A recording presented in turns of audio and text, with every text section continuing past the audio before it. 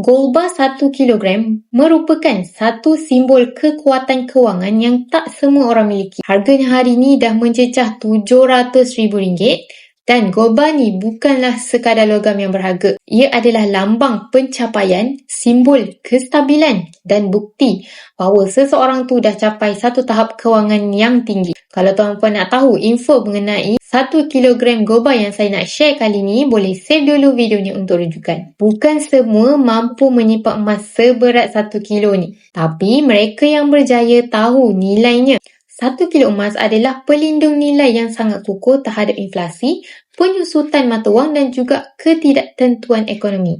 Ia mudah disimpan, tak ada risiko pihak ketiga dan sangat mudah dicairkan. Lebih-lebih lagi dengan jaminan beli balik daripada public gold. Sebenarnya ramai usahawan berjaya dan pelabur elit jadikan 1 kilo emas ni sebagai stor simpanan utama mereka. Bukan kerana saiz ataupun bentuk, tapi kerana keupayaan 1 kilo emas ni untuk kekalkan nilai sebenar kekayaan mereka tanpa bergantung kepada mana-mana sistem. Jika tuan-puan sedang mencari tempat yang selamat untuk simpan lebihan tunai ataupun hasil keuntungan besar, ini adalah masa untuk bertindak.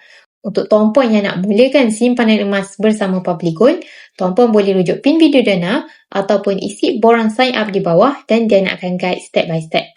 Untuk lebih banyak lagi info mengenai simpanan emas dan kewangan, boleh follow Dana rapat-rapat. Semoga bermanfaat.